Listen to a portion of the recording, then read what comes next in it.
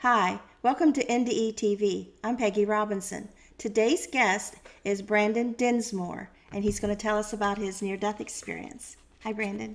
Hey, so I have another guest here, Oh, cute. and she's a Manx cat, Uh-huh. so she doesn't have a tail, Beautiful. and So gentle.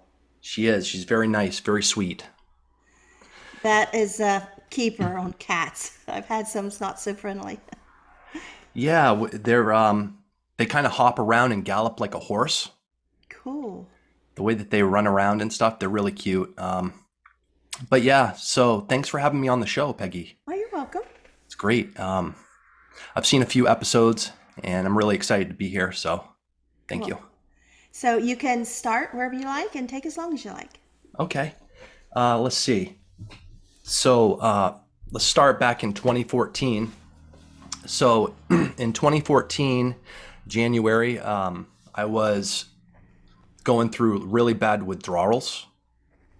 So I had been diagnosed with arthritis and Crohn's disease when I was 14 years old, and was put on pain medication, opiate pain medication at like 15. So struggled with that for years. And I had a back surgery in college in New York, and was taking more medication than I was prescribed. Was that for the arthritis? That was for a back surgery that I had. Yeah, but I mean, why'd you have to have back surgery so young? I had two ruptured discs Wow. in my low spine and was in a lot of pain. And I remember that I got the surgery, and I was going to Vassar College, and like I didn't even graduate high school. So it was a challenge for me to go to that school. And I had back surgery while I was there. And the next day I was doing a chemistry exam. So I was taking more pain medicine than I was prescribed. And then I'd run out of the pain medicine and be in horrible pain. So I started doing heroin and was introduced to that during school. So after graduation, I was in my mother's apartment, and I was going through really bad withdrawals. By that time, I had been put on methadone, and it's a powerful narcotic. And I ran out early again, and I was in really bad pain, and the anxiety, just overwhelming anxiety. Like, I just can't stop thinking about this drug, and I need more to control my pain, and I'm always running out early, and it's just a nightmare. So I finally, my hookup came over and brought me some heroin, and then he left, and I did some heroin, and finally the nightmare was over, right?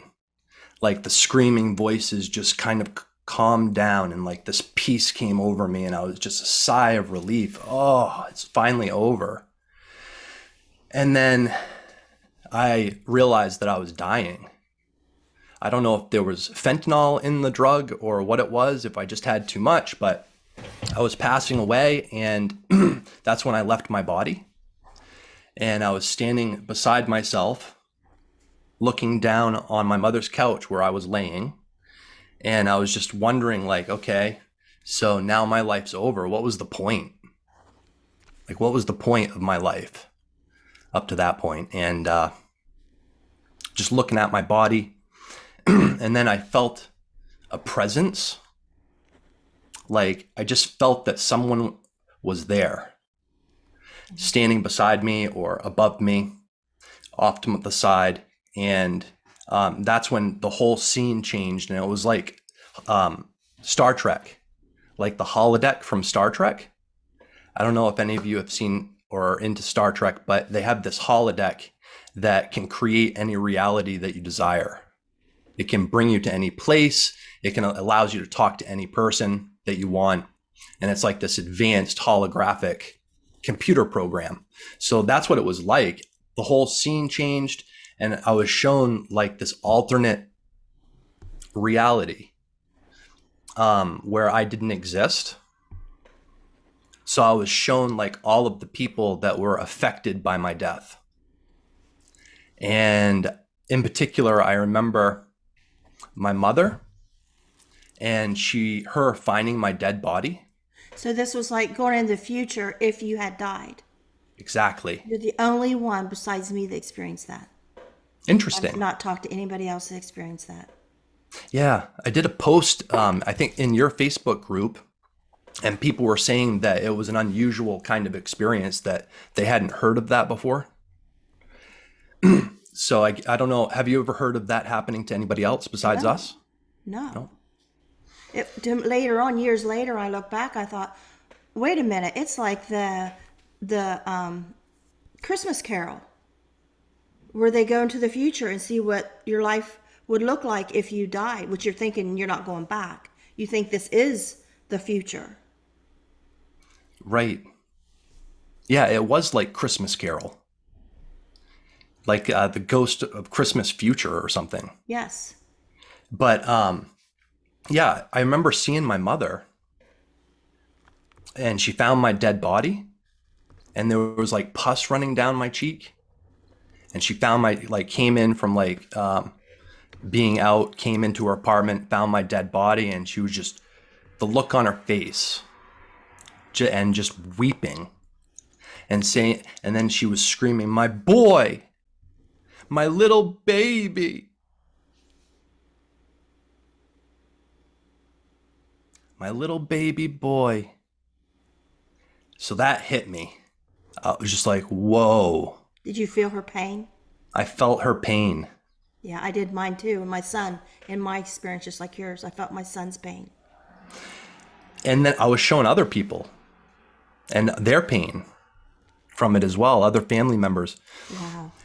And I was transported to another reality where I was shown like all of the experiences that I wouldn't have. Like if I had if I hadn't died, I would have this whole life ahead of me with all of these people that I was going to meet, get married, have a baby, like help a lot of different people, have different friends. I was shown all of this stuff. And then all of a sudden I was back in the room again, looking down at my body, and the presence was there.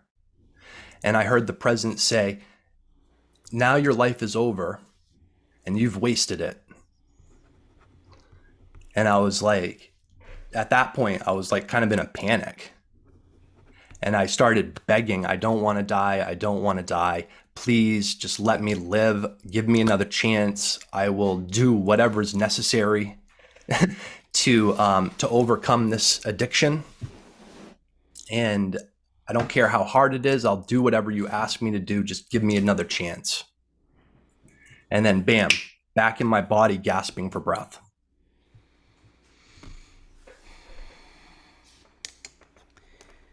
That will never leave you till the day you die again, will it? It will not.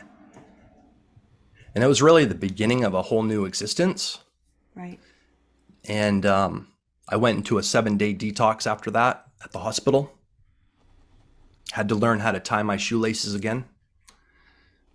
It was like that bad. Like my brain just was not working. And had to figure out a whole new way to live in the world. But I mean, since then, I have a baby on the way, married the love of my life, bought a house, started a business. I'm helping people, and I'm really like, I finally have this sense of peace and just being okay in my own skin.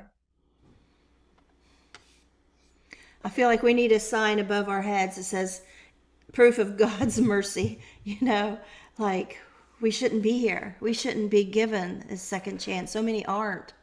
And it's for me anyway, it's such an overwhelming thing that I was given my life back. When you've been shown what So your life would you like. share your experience? Because I'm not familiar with. I was 25. I can go on this here. I had a tubal pregnancy, internal bleeding, and right before the hospital, the pain faded in a real strange way. I knew I was dying. And when we got to the hospital, I died. I died in the hallway as a nurse was pushing me back to a room. My husband was staying to fill out the papers. And this was in 1986, so there was no such thing that I knew of as near-death experience or any of that, And suddenly I'm through this tunnel, and it's loud, I was way up through space. And Star Trek was the only thing my mind could equate that to, some resource of what is this, is when you watch Star Trek and they're out in the spaceship in space, because we're not in space. We've never experienced that, right?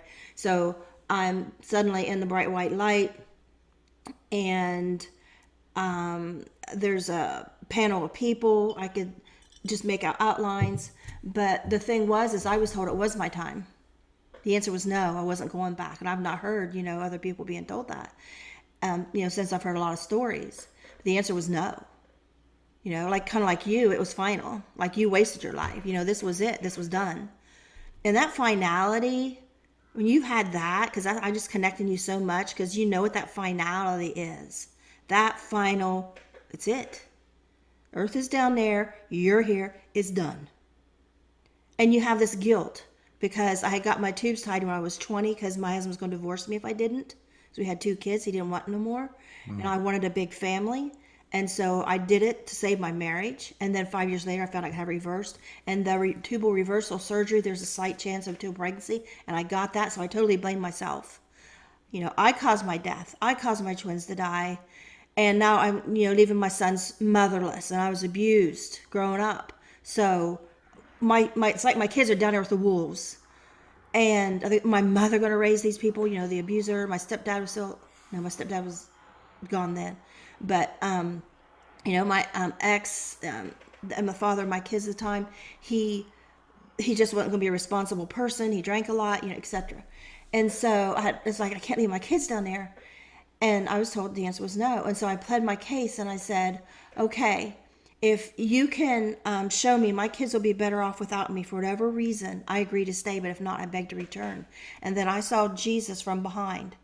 And I was like invisible orb, but when I seen Jesus behind, when I stood beside him to go, I was in a physical body, and we dropped down just like that. We were above our trailer, and my 3 little boys was in the trailer because we had adopted my sister's, disabled sister's little one. So they gave me 3 kids, and they were discussing the fact that mom has died.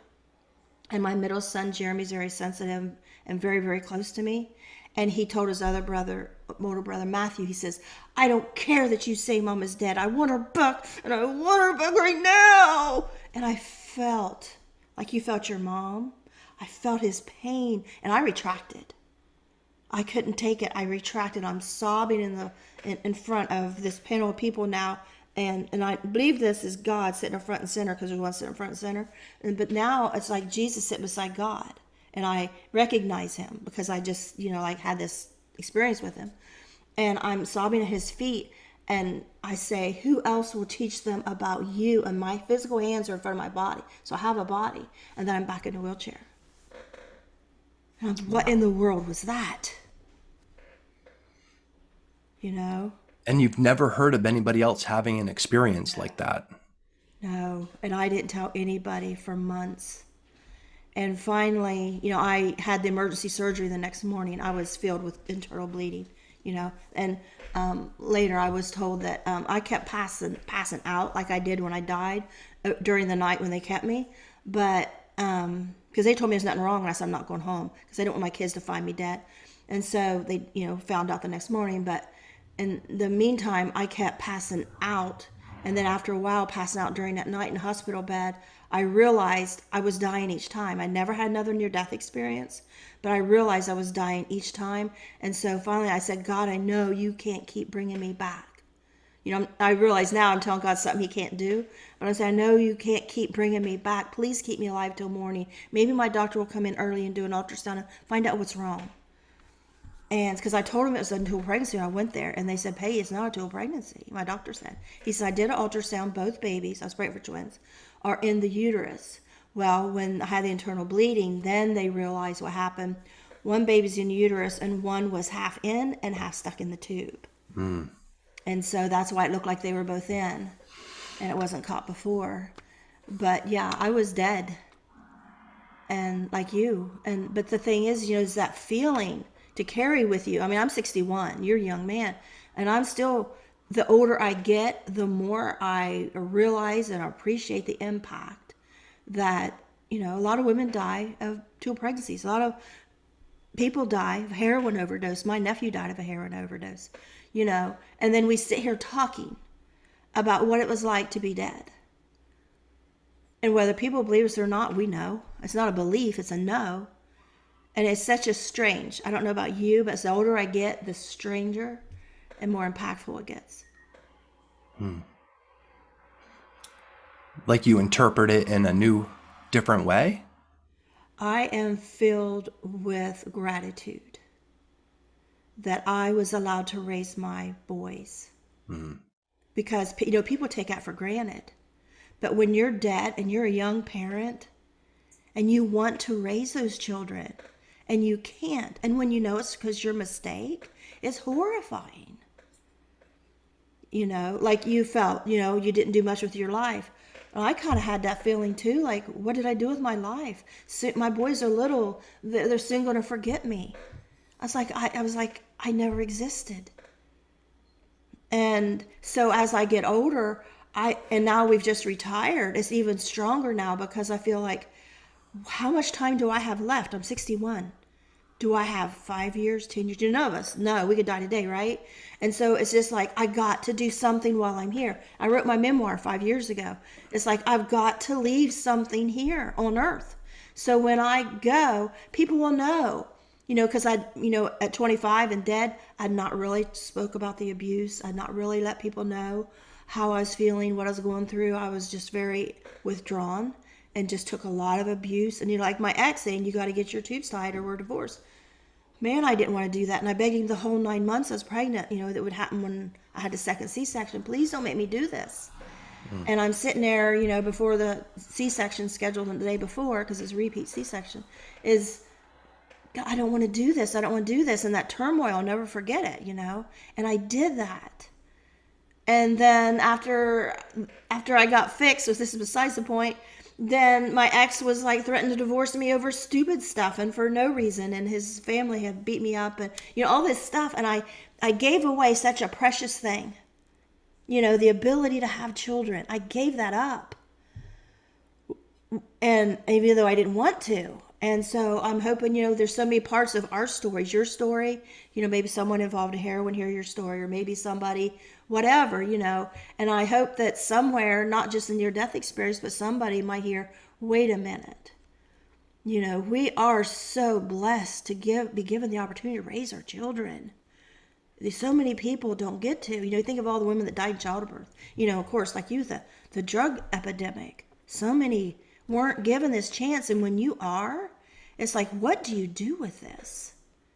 It feels like God has given you such a huge, beautiful treasure, like on a silver platter.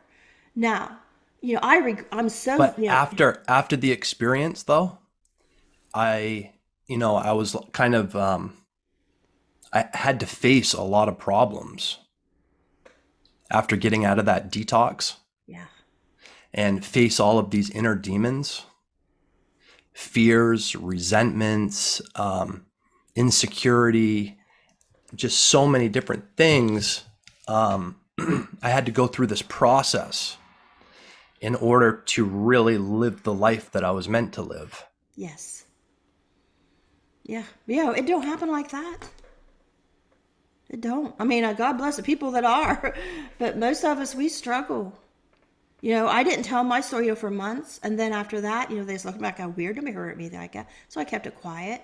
And then decades, nothing. And then the internet, and I started finding out other people are talking. And then I still didn't realize, even though I read a couple NDE books and watched I Survived and Back and watched some stuff on ions, I thought, finally one day hit me, is that what mine was? Is that what mine was called? Because it's so different from what I was hearing. And it took a while. I was like, wait a minute. That mine was a near-death experience. And I can talk about it. Yeah. Why do you think um, why do you think people are having these near-death experiences? And because I know that not everybody has them. Right. So what do you think the reason is behind it? After the tunnel, my first moment in the bright white light, before I seen the outline of this panel of people and stuff, anything happened, I was just there alone. And I was looking in this white light, and my thought was, I look down, there's no me. And I'm thinking, wow, it's real. The whole Bible, God, everything, Jesus is real, because I wasn't in the casket clawing my way out like I feared, because the scary movies. I mean, of course, in church and stuff, I heard of heaven. I couldn't imagine that. And I thought, the Bible said that we all, like one day, we all rise at the same time. I didn't think you went individually, at your death. It was not what I expected. But so, well, to answer your question, so my first moment in the bright white light, I thought, wow, it's real. Real. I wish I could tell people it was real. And I'm looking around this white light, and I say, God, as if you're praying, because I don't think God's right there. I don't know this yet, right? That they're there. But I'm saying, God, you need to send people back. You need to send some people back, excuse me, and tell them this is real.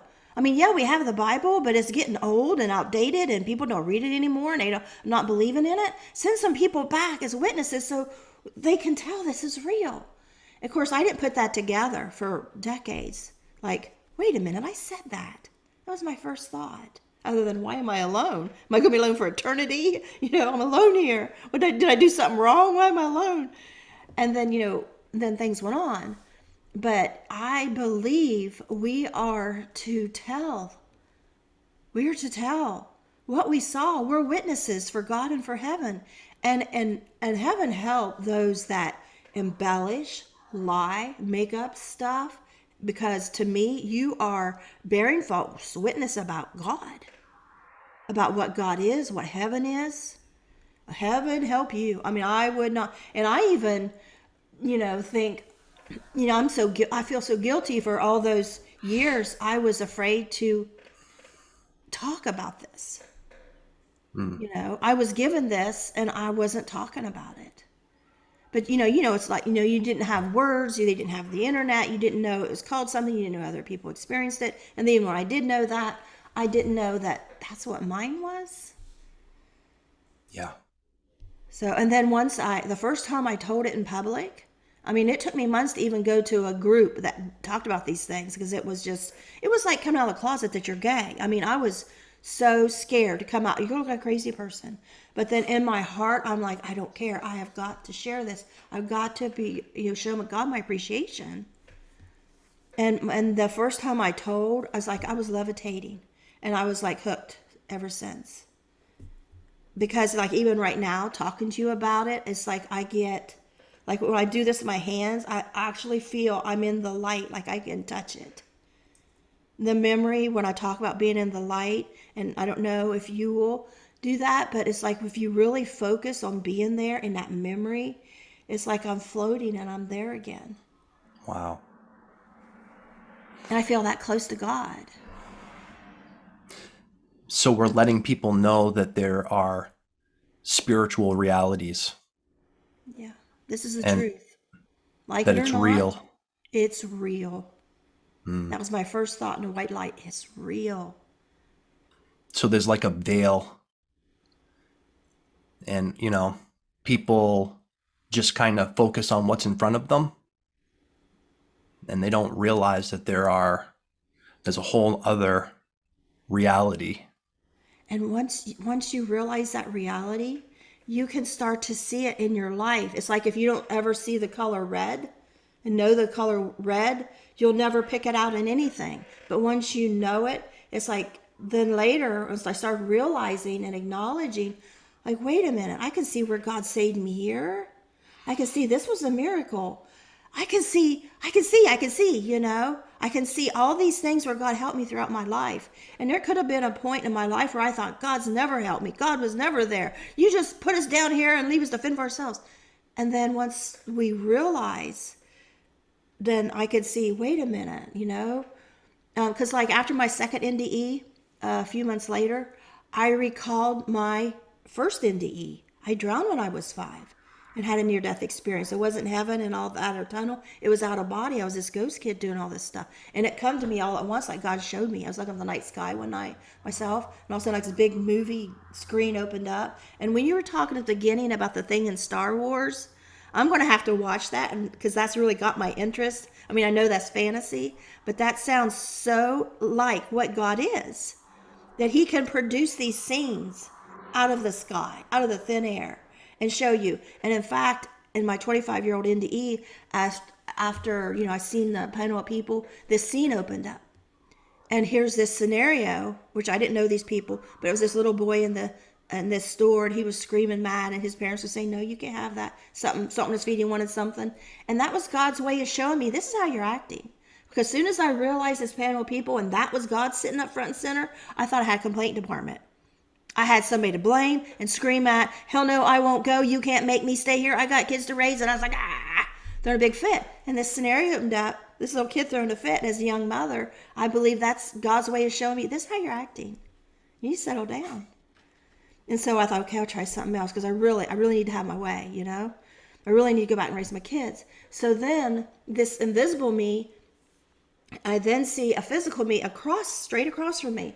And she, me, it's like one person, is standing there telling God all the abuses I went through, but it come out in one loud yell.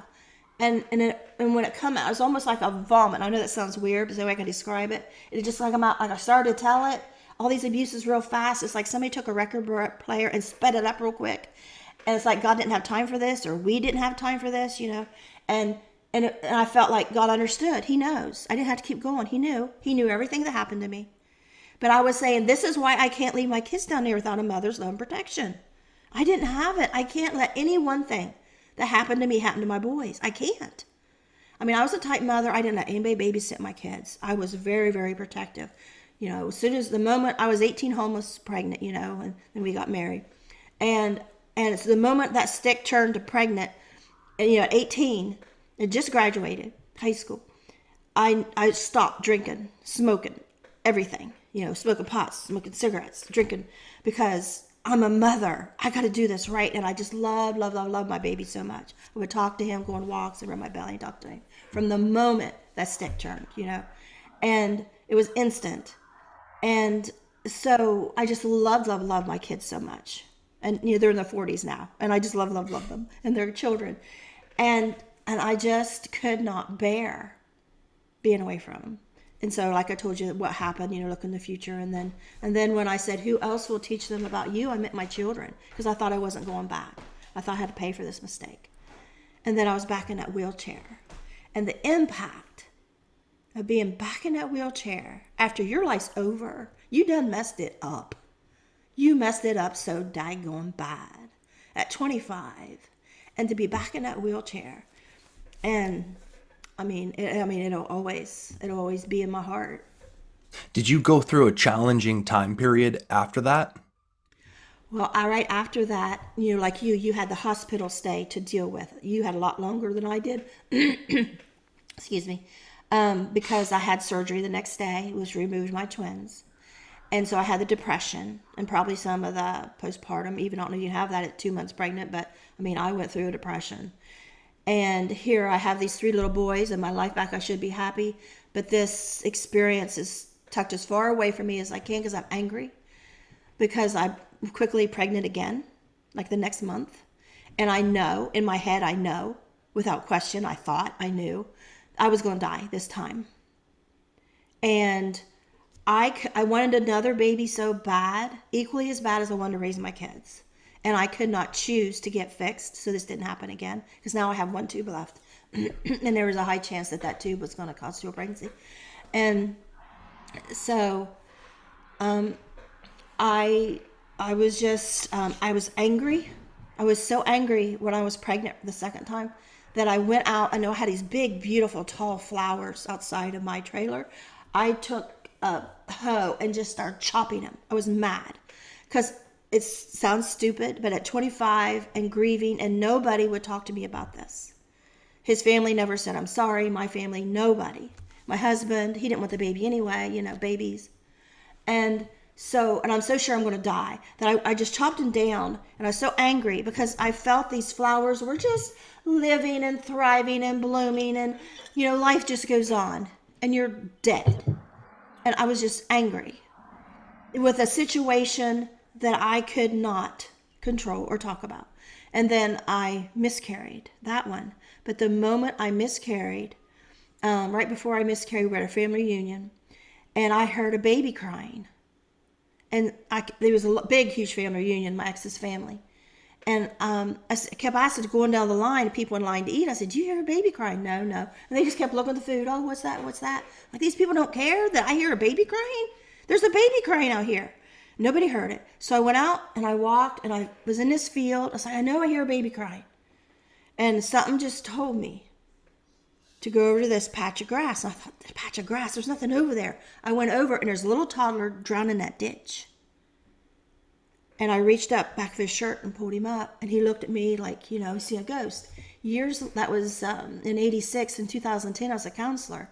And I recognized one of my clients' last name. And I said, "Hey, did you go to those family reunions?" Because I was divorced from the family by then. He's like, "Yeah."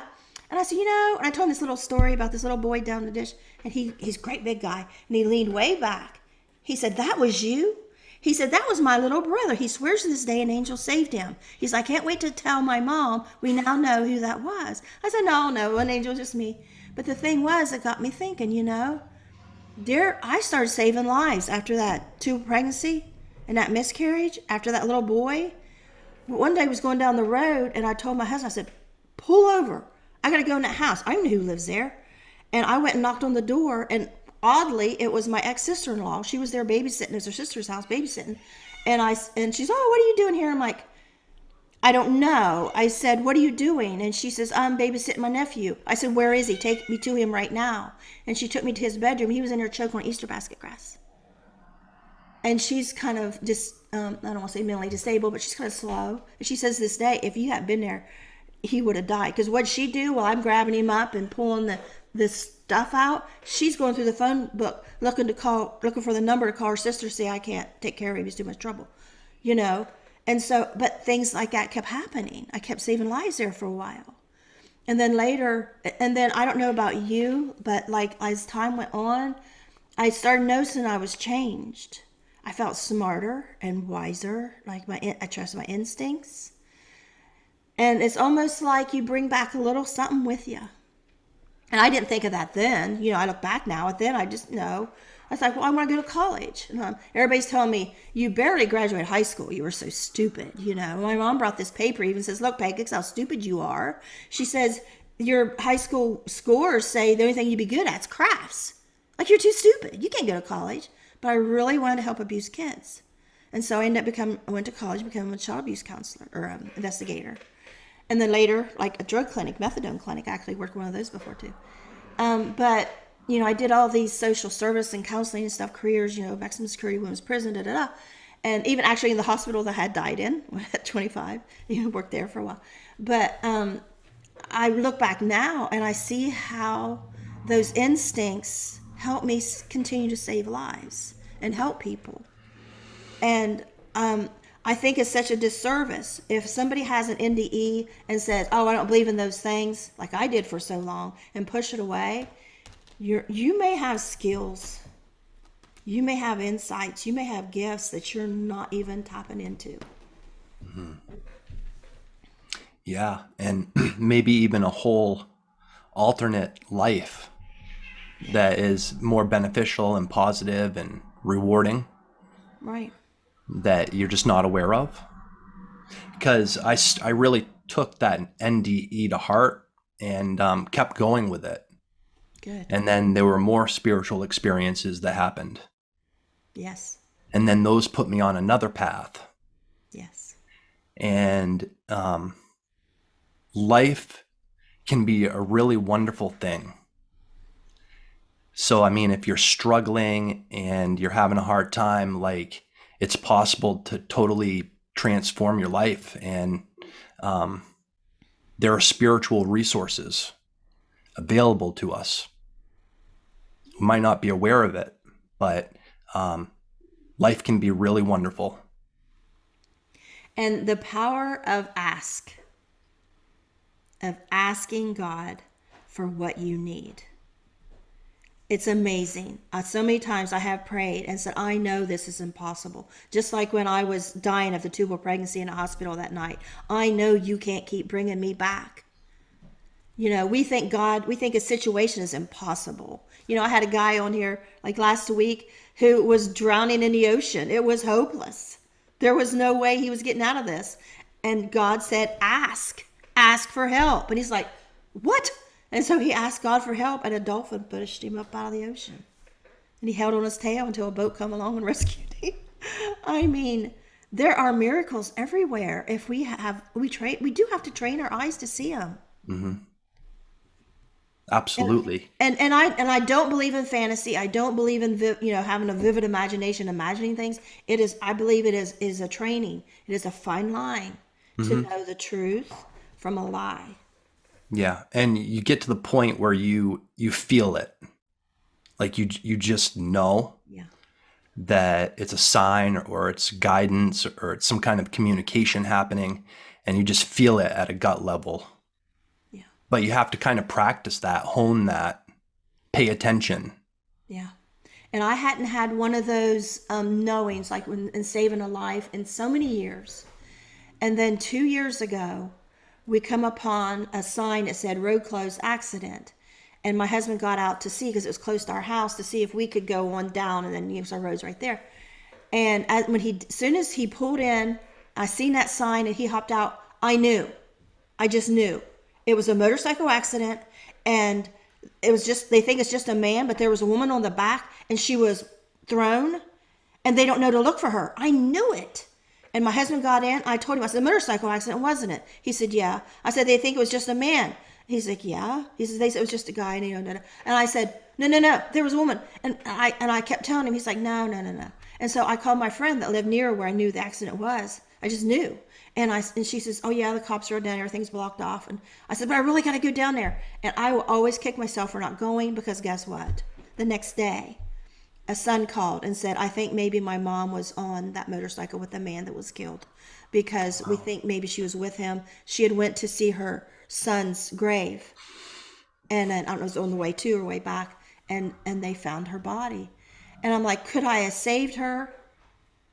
But I'll never. And people say, oh, just don't, blame yourself. I don't care. I always will, because I feel like this was God showing me, pay attention. Just because it happened in years don't mean it won't happen again. If I'm called upon, I need to be ready. Sometimes, like I don't, it sounds like that was like a direct, like you really knew, but sometimes it's hard to figure out what we're being told, especially if we're full of a lot of trauma, a lot of resentment, a lot of anger, fear. Right. All those different things. So like if we can deal with those things that are inside of us, we can be more receptive to being an agent. It's like we've been like a tool. We're a tool in the world to do good things for people. I think what I have come from that is I could have tested it.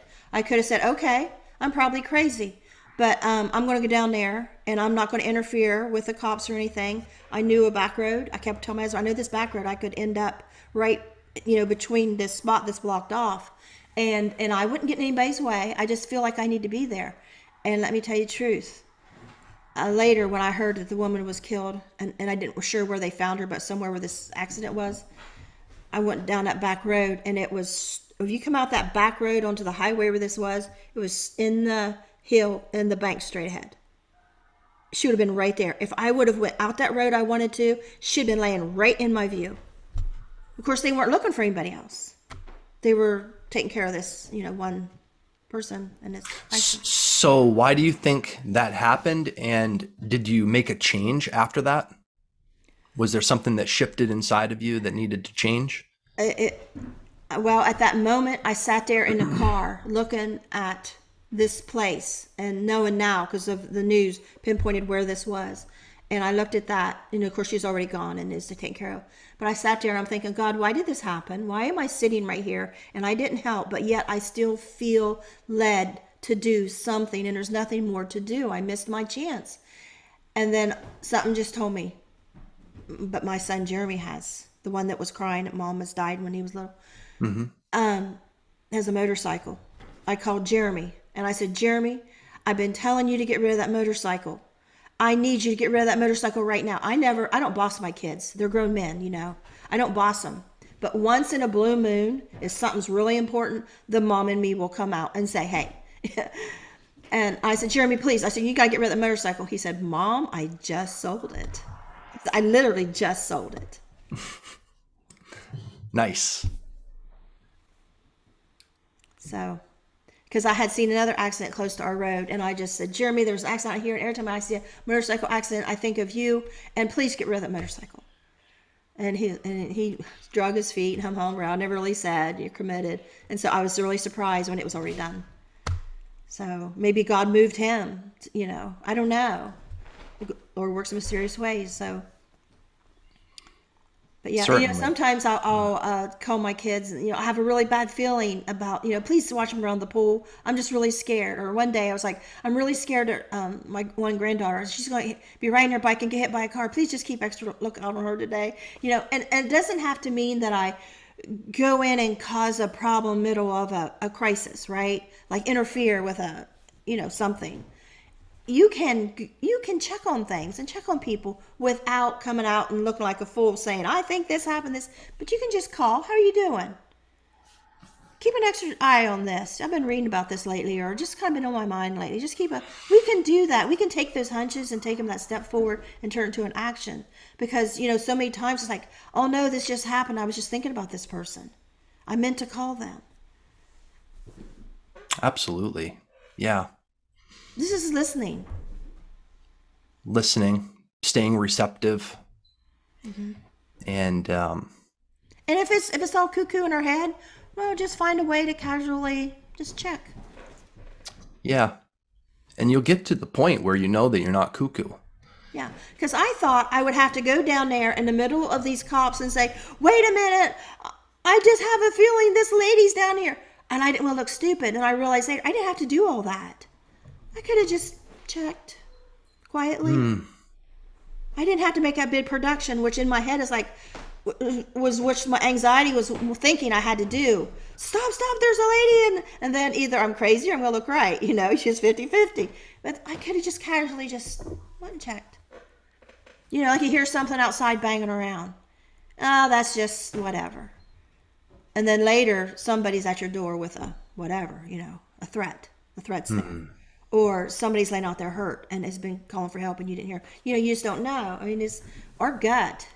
I think it's too bad we don't learn to listen to our gut when we're kids. You know, our parents just kind of dismiss so much. You know, even a child saying, you know, there's somebody under my bed, or, you know, there's something in the closet. Everything's imagination. A lot of my clients struggle with speaking their truth, being themselves, especially on camera. And I think the Bible calls it the fear of man. Have you ever heard that term, the fear of man? It's like this, like if you were in Bible times, you'd have the fear of man, so you wouldn't speak the truth in public because you're afraid of what other people are going to think, what their reactions are going to be. And certain times throughout history, I mean, if you got up and spoke your truth, you'd be thrown to the lions. So, I mean, it's kind of like a protective fear, right? Are they live when they're on camera? Live, yeah. See, I can't do live. I freeze. I mean, I can do it. I don't like to. Like right now it's recording and I'm relaxed. If it's live, I feel like there's a million eyes on me. And right now I feel like it's just me and you. Yeah. It puts a lot of pressure because you don't know what's going to happen. Something could go wrong, but we're afraid of looking stupid. We're afraid of sounding crazy, of really being present. Yeah. I struggled, you know, like when I went to Iron's conference, like 17, and here's this big audience, and here I'm sitting in this panel, and there's 3 other people, and this guy beside me is from New York. He's in a suit, and they all had their turn to pass the microphone to me. I almost froze and bolted.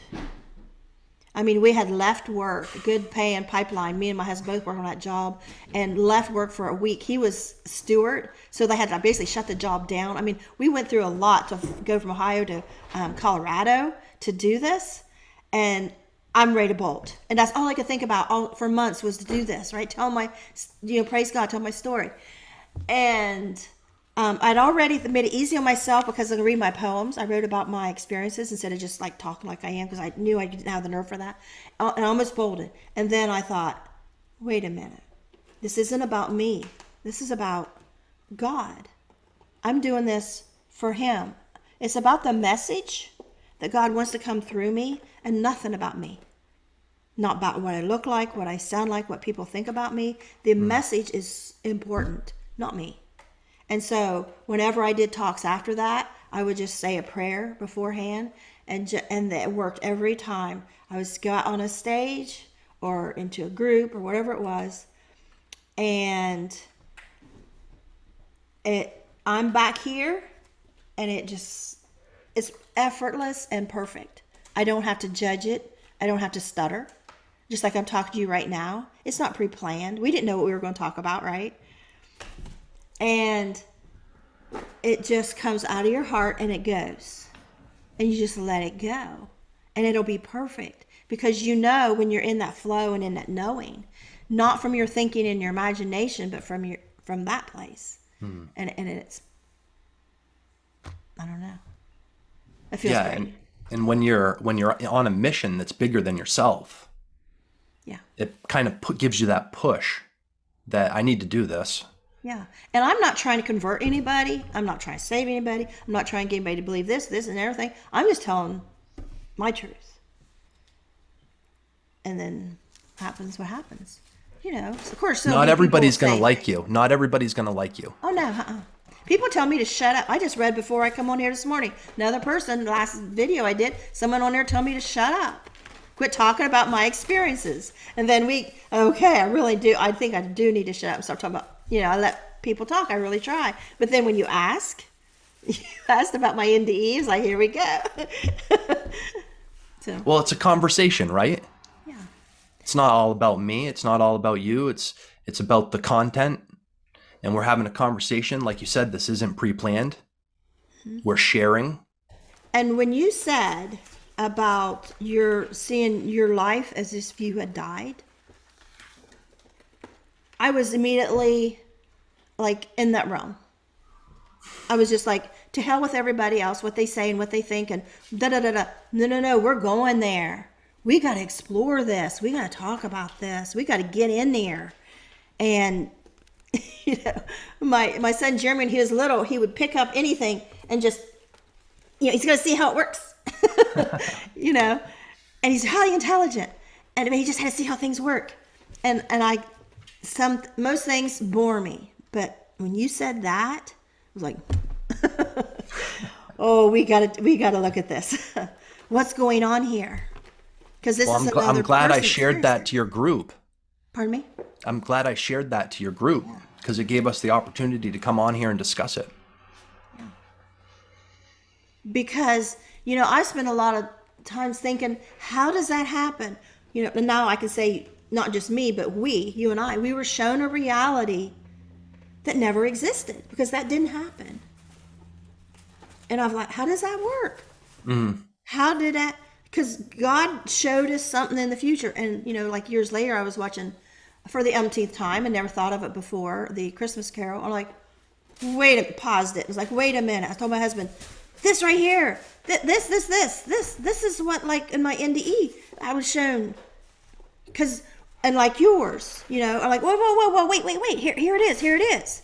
Because it's not something I see out here in my everyday world that I can say, oh yeah, I did that. Oh, I went to the beach too, or oh, I went to Kroger's too. I went to something familiar everybody's done.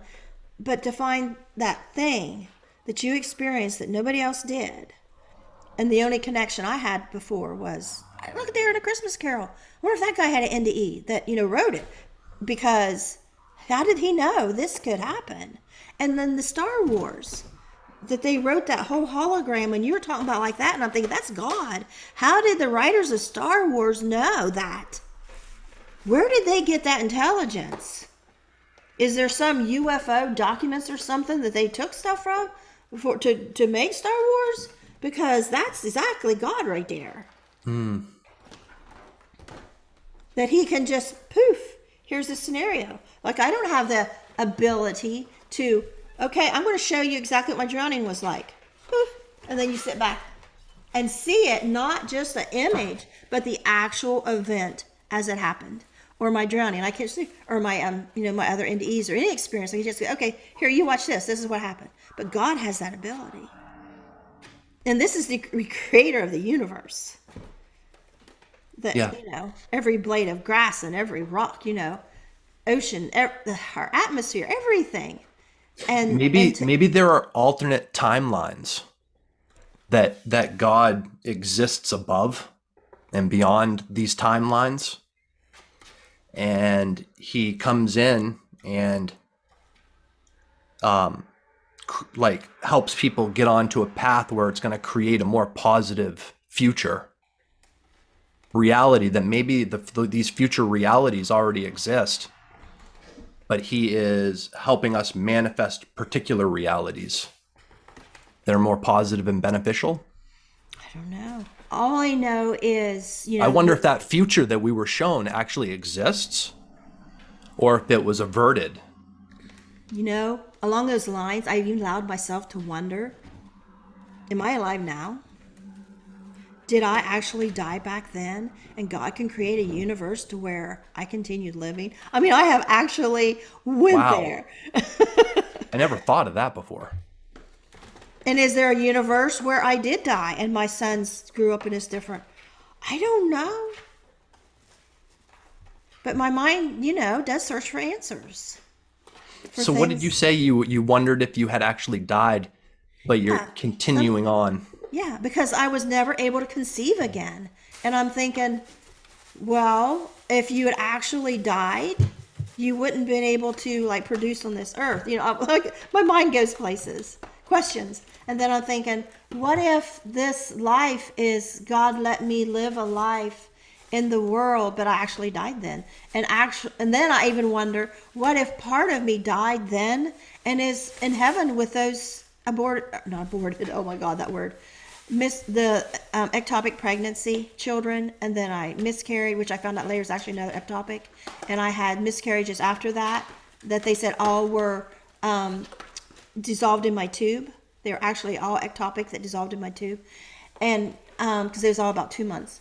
And what if I am another part of me is in heaven with those babies, and when I actually die, this body dies, what if I'm like, oh, you were always here all along, and you raised those children in heaven, and you also got to raise these? My mind does. It asks a lot of questions that I don't have answers for. Yeah, it's interesting. Interesting to think about. Once you've experienced, what you and I did, you are like in a whole world of possibilities. When you've seen a life where you didn't exist. And my boys look like the same age, with this. So I thought it couldn't have been that far in the future. Sorry, my cat's making noise. And so it couldn't have been that far in the future. So, what was that? Because all of our memories in our mind are of the past. But I have one and you have one that was in the future where we no longer existed. And how do you put that in your mental framework that makes sense of life? Well, you were saying earlier you were filled with gratitude. That's Not probably right away, though. Right away, I was angry. I wanted those twins. I was due in December. I wanted to come home, from the hospital in that wheelchair and into the car with a baby in each arm. And I still want that to this day, I still want them. And then I miscarried the next month and then did not get pregnant again for 7 years until we were going through divorce. And my ex was so mad that we were pregnant because that meant more child support. He didn't want any more kids anyway. And then I knew it was another 2 pregnancy. And my doctor listened to me because he knew if Peggy says she's had a dual pregnancy, she's had a dual pregnancy. So I had to have actually surgery that time, the second time for a dual pregnancy.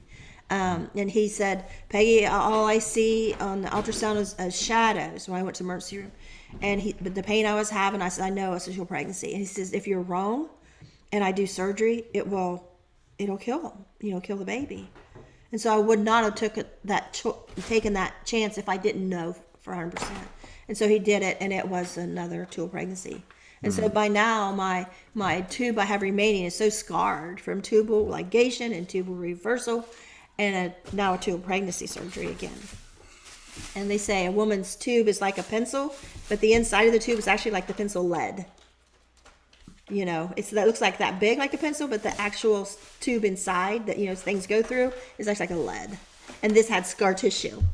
And so I remarried, love of my life, my soulmate, and we got pregnant every spring for 3 years and miscarry. And so I went to a fertility expert, and he said every time you got pregnant, it was in the tube and your body dissolved it.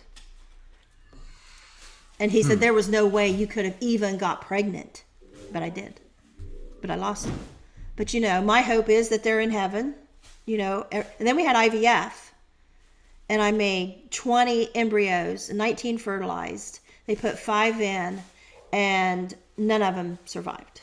Not even the ones in the laboratory. Not the ones they put in. None of them survived. So I'm hoping those are there in heaven too, And so I'm so pro-life, and you wouldn't believe. But yes, you are about to experience the most amazing day of your life when you have that baby. Yeah, he could come as soon as next week. So we're very excited. Yes. And a little scared. Of course. But excited. We've got the nursery all set up. It's an adventure, and it's one of the things I've always wanted. But I had to go through a lot of dark places in order to get to this point. And it's like, I just want to let people know that that God is real, and that there are spiritual resources that you can draw on, techniques that you can use to really overcome your past traumas, your resentments, your fears, your insecurities. All of that can really be dealt with, but it just requires a willingness to get outside of your comfort zone. Yeah, and like we said, to make something bigger than yourself. Believe in something bigger than you. And we really lose the ego and focus on what's important. And you're about to find that out. Your sleep, your comfort, your independence is gone. Joy. Yeah. And I'll never forget my first son when he was born, and as the wife, the mother, you can't wait to see, because we had cesarean. It was emergency C-section. Sorry, these cats or kittens are playing with this box. And so here's the first time they come in, and my husband comes, and he put the baby in his arms, and he looks at the baby, and you're watching his face. What does he think of his baby? And he went, and I looked at him, what's wrong? And he had just diarrhea everywhere down him. The moment he held him, it just went everywhere. And so and we laughed, because that's what having a baby is. That's what life is. It is wonderful and messy. Yeah, and humor helps. Yeah. Big time. Like why are we all so serious all the time, right? Getting in touch with that inner child. Yeah. Just being happy, like laughing at things. Yeah. That feels good. It helps with life in general. Like, oh my God, there's a big pile of laundry. There's a big pile of dishes. We're eating hot dogs 3 days in a row. Just laugh. It's all good. Exactly. Because so many people aren't given this, what we're given. Yeah. Well, luckily you've started this show, people are watching and they're listening, and it's given them courage to share their stories. Yeah. Yeah. And So that's somebody was great. playing in a comment this morning I read about, well, that guy, he didn't, or girl, whoever it was, they didn't explain their story enough, and you need to have them back on, and they need to redo it, and I like to hear this and that, and I didn't want to hear that, blah blah. And I'm like, so self-centered. I don't care. What we're doing right now is as much for me as it is for you, as it is for the people listening.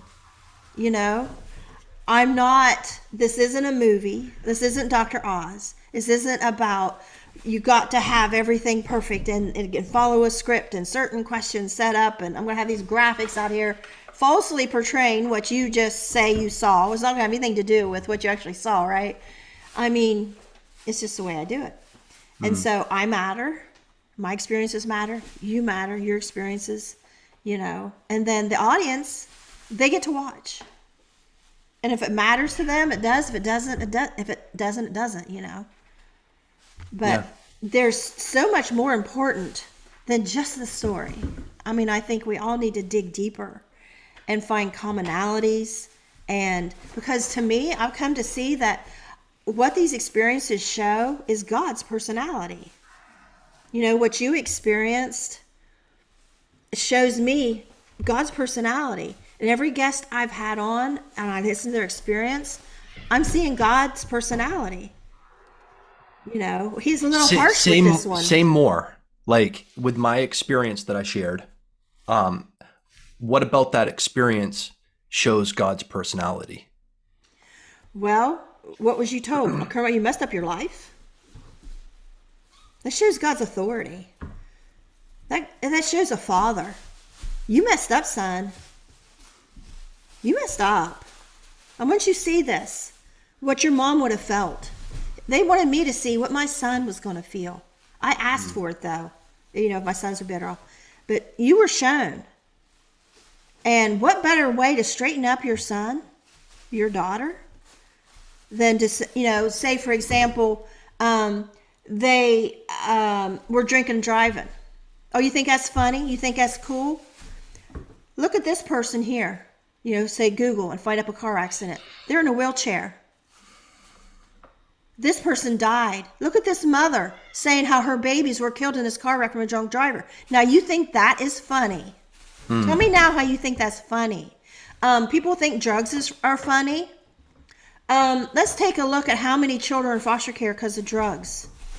Think about those babies going to a new home and saying, this is your new home, this is your new school. Think about that. Think about if you were a child and suddenly you were taken out of your home and your brothers and sisters and taken to this new home and said, this is your new family now. What if they mistreated you or abused you? Or even if they didn't, even if they're the worst people or the most wonderful people in the world, and they had an indoor pool and a mansion, and you come from a crappy old trailer somewhere, you still want your mommy and daddy.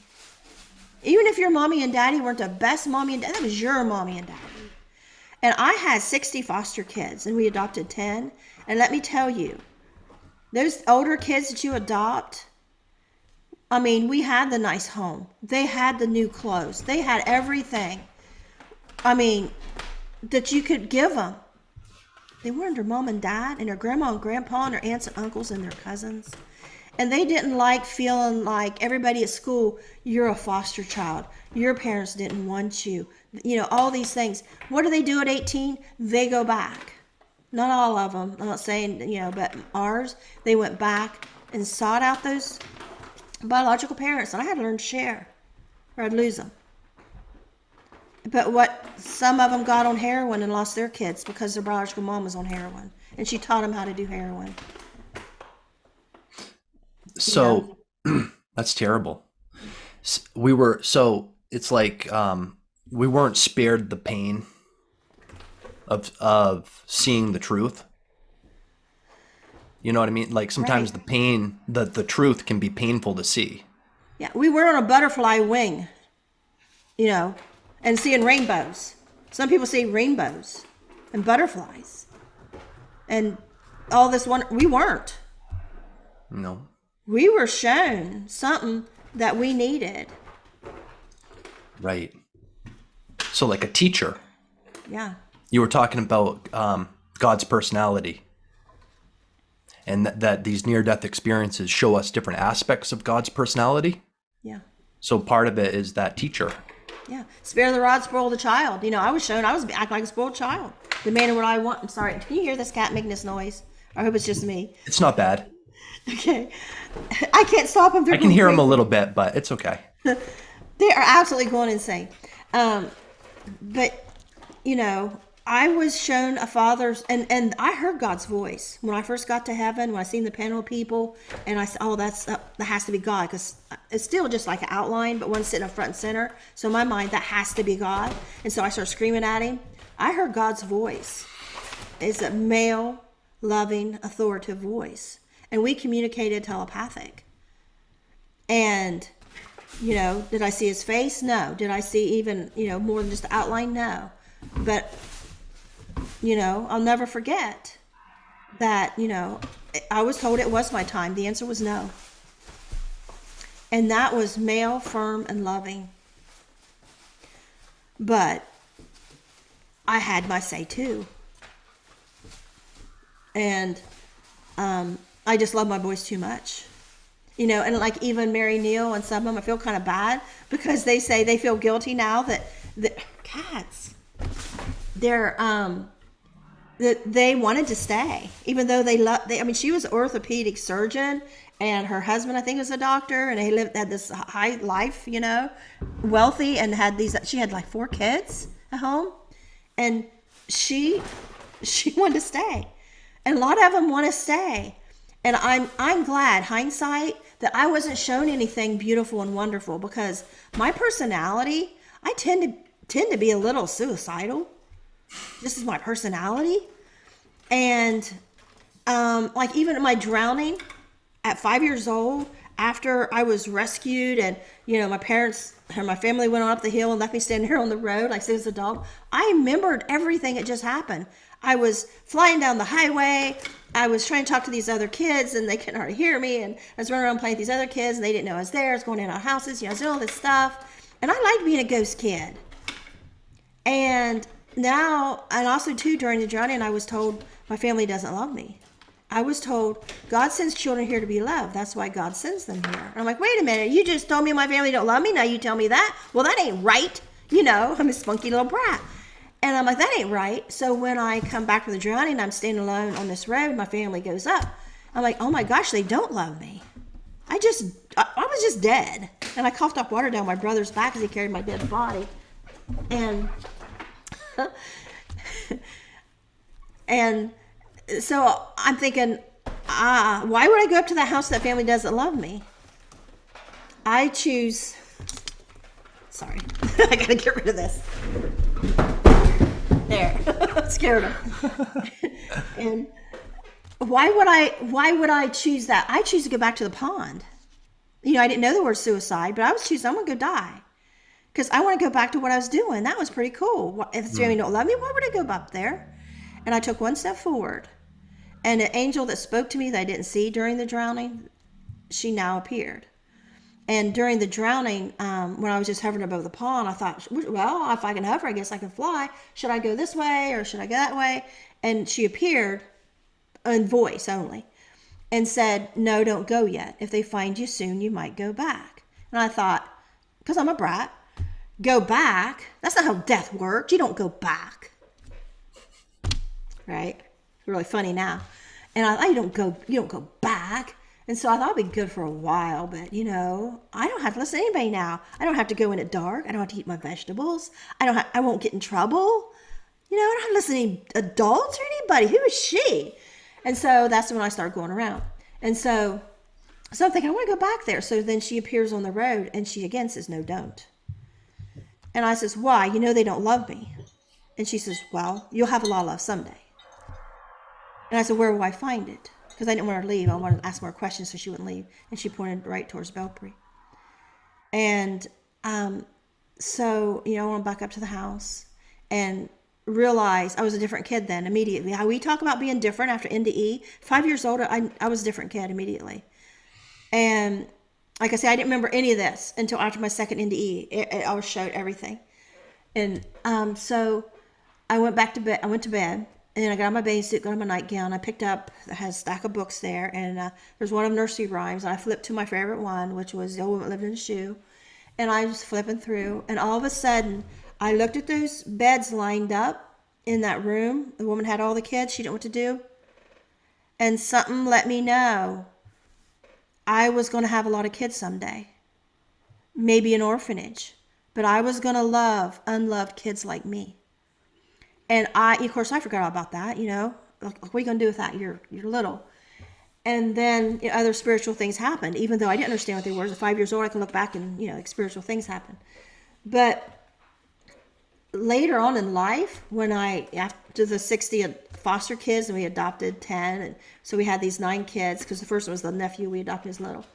And so here, one Christmas, I told my husband, I was like, hey, let's turn the living room in the basement into this one big room for the girls. And we went and bought them brand new matching canopy beds, white canopy beds, like off-white. And the matching dressers. We spent a lot of money on this, right? We took it a loan. And I've always wanted a canopy bed when I was a kid, and we were poor. And so we got each individual different colors and types of, the canopy tops and the bedspreads. It was beautiful. I painted it purple and put a flower border on it. And I went down by myself one day to look at it because Christmas was going to be the next day or something. I stood back and looked how beautiful it was. All of a sudden that memory come back to me of the beds and the old woman lived in the shoe, and that I was going to love kids that was unwanted. And here I had adopted these. And I'm like, God, you're so funny. Just saw God's personality. God, you had this plan for me all along. All the miscarriages, all the ectopic pregnancies, the divorce, the new husband and fostering these kids and adopted. Wow. This was all meant to be this moment. This was incredible. All meant to be. And, the things ain't fairy tale. They don't always turn out right. They leave you and go to the biological and become heroin addicts. And, what I mean? Life is messy. Just like, my ex holding that baby and, oh, beautiful baby boy. Life has a way of shitting on you. But that's incredible story. Yeah. And I stood there in awe thinking, oh my gosh, God, you're so funny, that I put this together. And then next thought come to me was my ex. He always said our property is shaped like a boot, and it is. If you look at our property outline, it's shaped like a boot. And it just come to me like it's an extra added little gift, like God put in my mind. Yeah, and I'll show you how much this was planned. Your property is shaped like a boot. A woman lived in a shoe. God's so funny. And you feel the truth of it, yes. Right? Yeah. Like what? Like I have a sister that my mom says she started lying the day she learned to talk. She's a compulsive liar, and so I grew up hating lies. Absolutely hating lies, because I was always hurt by her lies. And I mean, she hurt me bad with lies. And so I hated them. Like I wouldn't even go in the fiction section in a library when I was a kid. Get that away from me. Like it was awful. And I want to go nonfiction. I only want to watch true stories. I only care about the truth. And so it really come in handy, being an investigator and all kinds of things. And in my life of being a good person, I try to be, I try to really stand with truth. I hate lies. And I really felt God helped me out with that because I don't feel I'm really intelligent. And I have a short-term memory problem. I don't think I could make up a lie if I tried. Like you would catch me up in the next sentence. Like I suck at it. I tried when I was little and I realized really early, you really, really suck at lying. Like that's your sister's department. And so, I mean, if people live their lives in truth, and even, I'm going off on a tangent, but soap operas, I would sit there and watch it. It's like, why don't people just tell the truth? There's all these secrets and manipulation and, come on, people. I just go off. I'm sorry. We can bypass all of that drama, right? You're right. By just being upfront and honest and straightforward. Yeah. And then I think you will be able to tap into what's true in your spirituality if you live a truthful life. If you're constantly knowing the difference between the truth and lie, the truth and fantasy. You know, so much new age stuff I see. And I'm like, people, that's all fantasy. Show me the evidence, because I'm not seeing it. And a lot of it takes away from God, because when people come on my podcast and tell me their beautiful near-death experience, but then they turn around into books they read or groups they've been around, and they decipher it through like there's no God, but they are God. And they hold the power and gifts. And go to them if you want answers. If you want to learn how to have gifts. And I'm like, I'm sorry, that's not my truth. My truth is God created all of these experiences. And every one of these experiences where they believe in God, where they believe in heaven, because some will come back and say, well, I don't think that was God. I think it was the source. What's the source? Or they believe in reincarnation. I mean, I'm just personally, and they don't want to believe in hell. But then I have people come on and say they've been there and stuff. I'm not going to say they're a liar. I'm not going to call anybody who comes to my show a liar. It's just like, I may not agree with that. I may not see it that way, but I can try and see it like maybe reincarnation. I can meet you halfway. Once we do reincarnation, meet you halfway and say, well, maybe sometimes, but maybe if people are given a choice, but all the time, or maybe I can see that maybe our ancestors are all living through us in some way, if they choose, because we all have their DNA and they're in heaven, but you feel like they're with you. And who do you see? Most people say they see when they have NDEs, like grandma, usually, or grandpa, some relative. And even I get on tangent about foster care and adoption. Those bonds those kids have with those people has no reflection on me, whether I was a good mom to them or not, or a good friend to them. It has to do with that biological nature that connect. I mean, my mom's horrible, mean person, but I've had that biological connection to take care of her. To try and forgive and try to still be there anyway. Just because she's a bad mom don't mean I have to be a bad daughter, And then recently I finally realized I'm nobody's daughter. I set myself free of that. I'm nobody's daughter. I just released the chains. I'm not obligated to do anything there anymore. So, but I really appreciate talking to you. You're a good listener. Thank you. You've been a wonderful guest. I like listening. I'm absorbing it. And I have a lot of thoughts, and I tend not to share my thoughts because I just like to take in when someone's speaking. I like to be there present and just listen.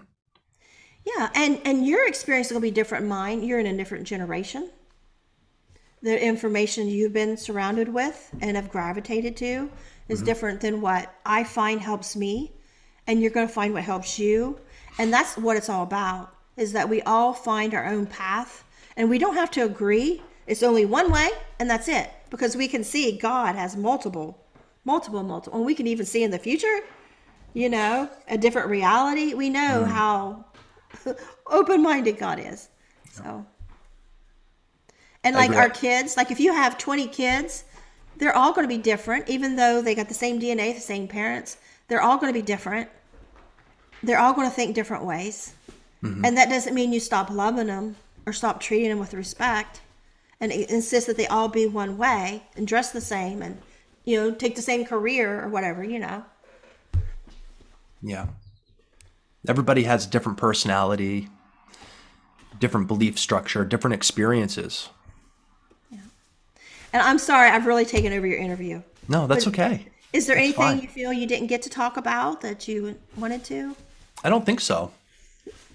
I think I No, got I it. completely wore you out. So I know you have company, and I want you to have a wonderful visit and a wonderful weekend, and congratulations on that beautiful baby. Thank you. Thank you. I'll send you a picture Thank you. when he's born. Thank you. It's a boy? Boy. Awesome. What's his name? Daniel. Daniel, awesome. Awesome. All right. Thank you. Bye bye. Okay. Bye bye.